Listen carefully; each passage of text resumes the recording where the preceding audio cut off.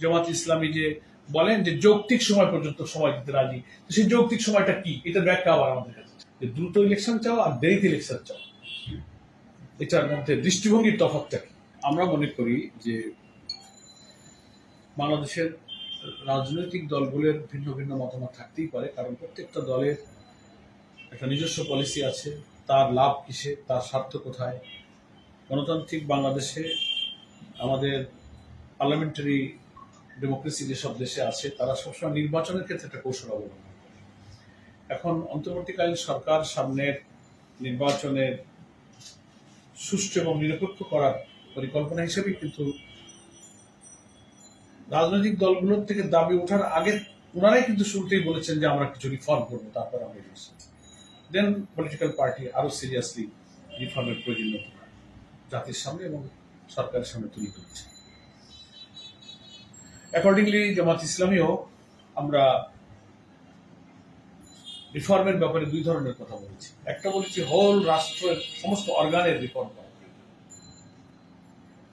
একটা হলো যে সমস্ত অর্গানগুলো করাপ্ট, ইভেন যেগুলোকে সাংবিধানিক প্রতিষ্ঠান বলা হয়, কনস্টিটিউশনাল যে ইনস্টিটিউশনগুলো আছে সেখানেও পলিটিসাইজ করা হয়েছে, দুর্নীতিও সেখানে প্রবেশ করেছে।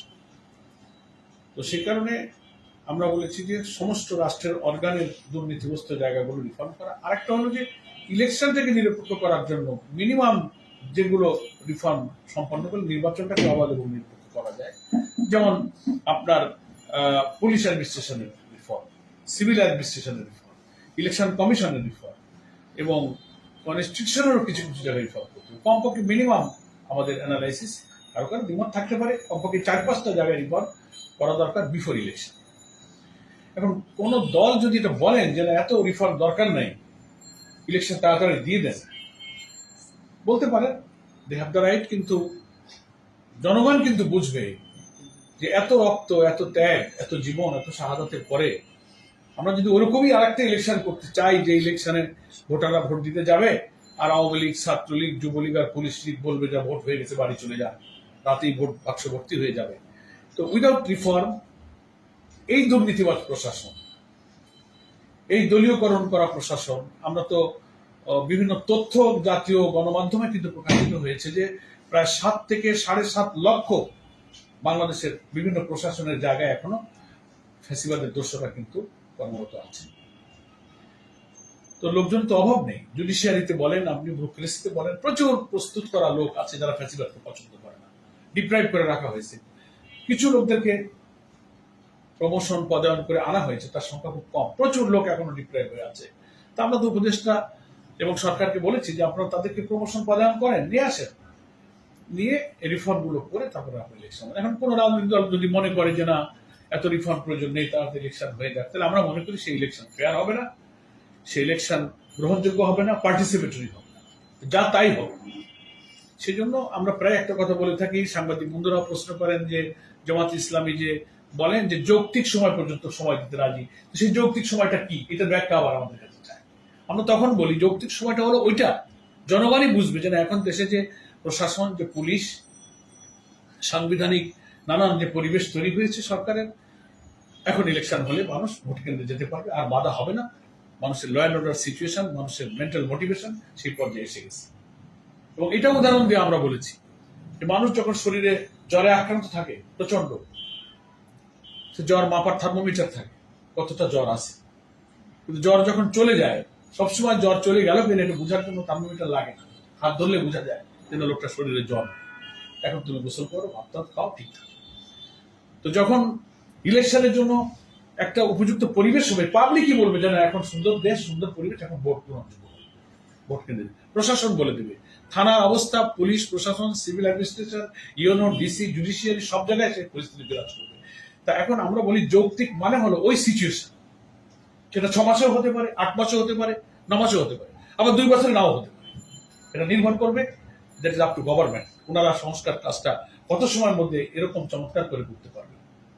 তো আমরা বলেছি যে লম্বা সময় নেওয়া দরকার নেই, যত দ্রুত তবে যত দ্রুত বলতে আমরা যদি বলি 3 মাসে 5 মাসে করে ফেলেন, এত রিফর্ম 5 মাসে করা। এই যে এখন রিফর্ম কমিশন গুলো হয়েছে, তারা এখন প্রপোজাল রেডি করছেন, পলিটিক্যাল পার্টির কাছে ওপিনিয়ন চাচ্ছেন, আমরা লিখিত দিচ্ছি, চিঠি আসছে সরকারি ভাবে।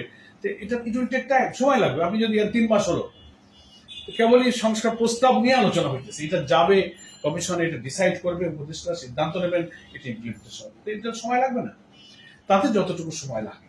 এবং ইমপ্লিমেন্টেশন যখন হয়ে যাবে, তখন প্রশাসনের সবকিছুতে এর একটা খবর হবে, মেসেজ যাবে, রিফর্ম তখন বাস্তবায়িত হবে।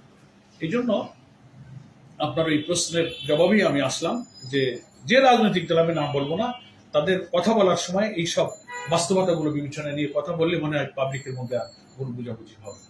যে দ্রুত ইলেকশন চাও আর দেরিতে ইলেকশন চাও, এটার মধ্যে দৃষ্টিভঙ্গির তফাৎটা কি, এটা জনগণ বুঝবে।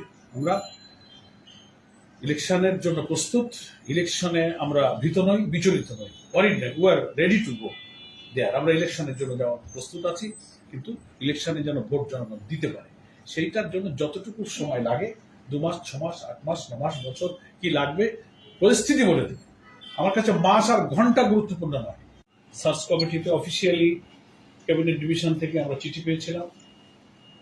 অ্যাকর্ডিংলি আমরাও সাংগঠনিকভাবে পরামর্শ করে আমরাও একটা প্রস্তাবনা পাঠিয়েছি সরকারের সংশ্লিষ্ট দপ্তরে, যেহেতু সরকার চেয়েছে আমাদের কাছে।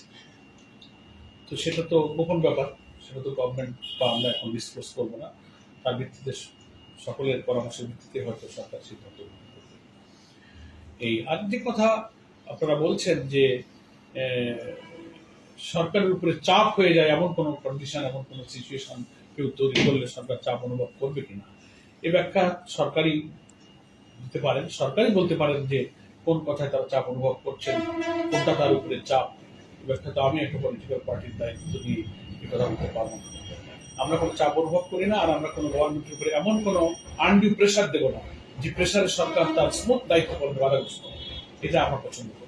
এখন তো যে আইনটুকু বিদ্যমান তার ভিত্তিতে তো সেই সরকার কাজ করে। এরপরে যদি ওনারা একটা সংস্কার করেন, পরিবর্তন করেন, তখন আমাদের এই পরামর্শগুলো সেই পরিবর্তনের আলোকে ওনারা যে ফরম্যাটে ফেলা যায় সেই ফরম্যাটে ওনারা সাজাবে।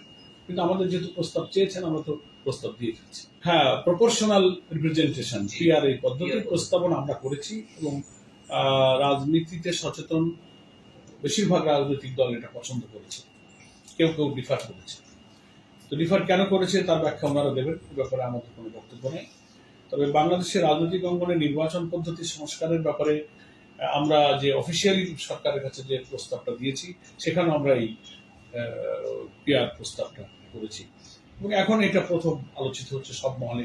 এটার উপরে হয়তো গবেষণা হবে, বিশ্লেষণ হবে, সেমিনার সিম্পোজিয়াম হবে, পেপার প্রেজেন্ট হবে।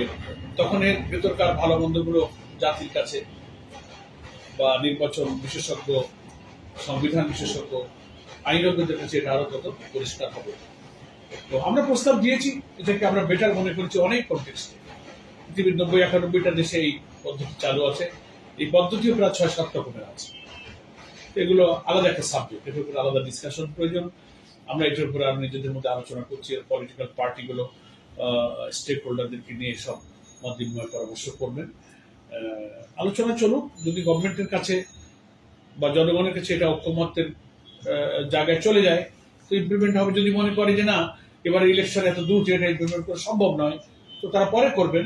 আমরা এখানে কোনো প্রেশার সৃষ্টি করব। আমরা একটা বেটার প্রপোজাল দিয়েছি যে একটা ফেয়ার, ফ্রি, চাপমুক্ত এবং পার্লামেন্টের ভালো রিপ্রেজেন্টেশন হয় রাজনৈতিক দলের এই পিআর পদ্ধতিতে, তার একটা পদ্ধতি। এই জন্য আমরা এটাকে চয়েস করেছি।